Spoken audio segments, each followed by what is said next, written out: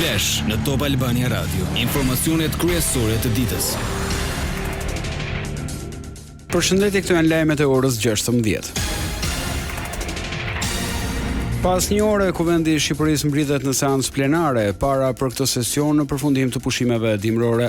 Kjo seancë, që do të hap sesionin e dytë të legjislaturës së 11, u paraprin nga konferenca e kryetarëve e do të mblidhet njëkohësisht me protestën e radhës së opozitës para kryeministrisë. Paradite u mblodh konferenca e kryetarëve të Kuvendit për të diskutuar mbi seancën, teksa priten tensione, socialistët i bën ftesë opozitës dhe veçanërisht demokratëve që bashkërisht të bëjnë reformat në Kuvend ose do të detyrohen ta vazhdojnë punën vetëm. Për ftesën e socialistëve u përgjigj Sali Berisha, kryetari demokrat, tha se nuk do të ketë bashkëpunim por vetëm protesta, por Berisha bëri të ditur se demokratët nuk do ta bojkotojnë parlamentin dhe do të jenë aty për të qenë zëri i qytetarëve. Asnjë përgjigje përveç asaj që do japin shqiptarët me 24 janar taos famshëm të krimit dhe Edi Ramës. Nuk kemi bojkotuar parlament. Kjo është, do jemi aty për të qenë zëri i qytetarëve. Sali Berisha sot ishte në SPAK për të plotësuar vendimin e gjykatës për detyrim paraqitje lidhur me dosjen Partizani.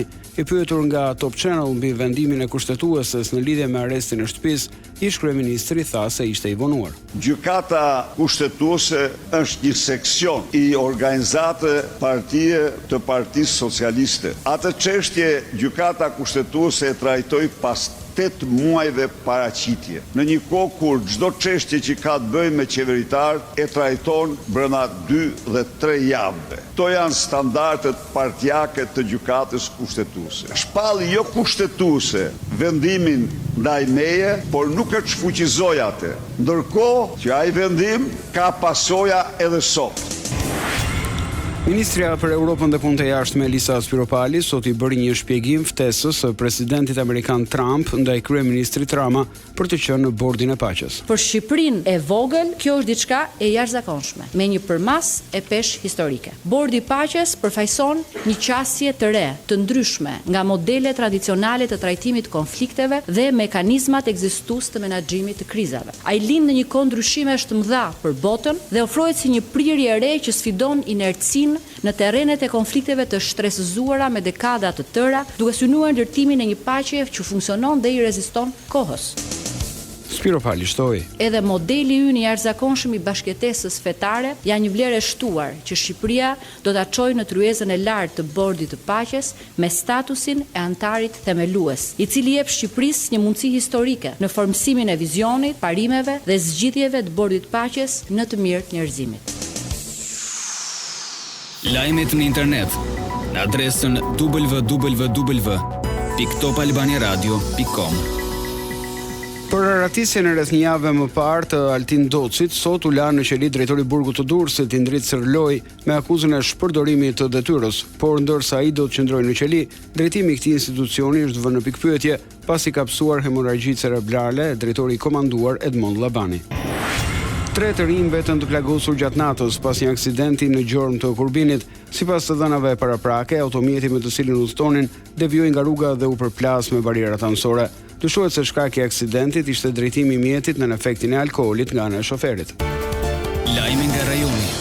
Komisioni Qendror i Zgjedhjeve ka vendosur që të ketë rinumurim të plotë të gjitha votave në vendvotimet në 28 komuna të Kosovës, po ashtu ra dakord të shkarkohen përfaqësuesit politik në Komisionin Komunal Zgjedhor në Prizren, ku sipas kreut të KQZ-s janë vërejtur dallimet më të mëdha në votat për kandidatët për deputet. Paraprakisht në këto 28 komuna, KQZ-ja kishte vendosur që të rinumuroheshin vetëm 10% e vendvotimeve, ndërsa në 10 komuna të tjera vendosi për rinumurim të plotë. Vendimi sotëm vjen pasi gjatë rinumurimit të pjesëshëm u vërejtën dallime të mëdha në votat për kandidatët për deputet në zgjedhjet e parakohshme parlamentare të 28 dhjetorit 2025. Tragjedie kurorëzore në Spanjë, të paktën 39 viktima e 152 të plagosur. Një tren i shpejtësisë së lartë doli nga shinat në provincën e Cordobës dhe u përplas me një tjetër në një segment që ishte rinovuar në muajin maj, ndërsa shkaqet e tragjedisë ende nuk janë të qarta.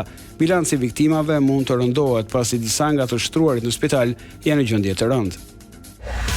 Lajme nga bota. Kryeministri Edi Rama shprehu solidaritet pas aksidentit tragjik në Spanjë. Në një mesazh në X thekson se mendimet e Shqipërisë janë me familjarët e viktimave dhe me ekipet e emergjencës që po punojnë pa u lodhur për përballimin e pasojave të tragjedisë. Tensionet mes Shteteve të Bashkuara dhe Iranit mbeten të larta, ndërsa politikanët e linjës së ashpër në Teheran kanë përsëritur retorikën armiqësore dhe kërcënimet se do t'i japin dëshkime të ashpra, përfshirë mundësinë e ekzekutimeve ndaj protestuesve antiqeveritar.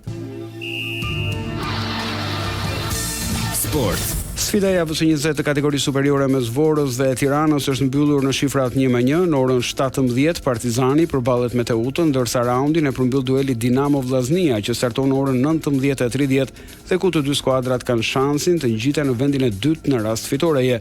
Kjo pasi dje Egnatia kryesuese dhe Elbasani ndjekës barazuan 2-2, po dje flamurtari mundi 3-0 Bylisin. Parashikimi i motit. Sot vendi ndikohet nga kushte atmosferike të qëndrueshme, moti vjon i kthjellët në pjesën më të madhe të territorit, ndërsa ka vranësira të pakta deri mesatare, kryesisht në lindje e jug të vendit. Temperaturat variojnë nga -3 në 14 gradë Celsius.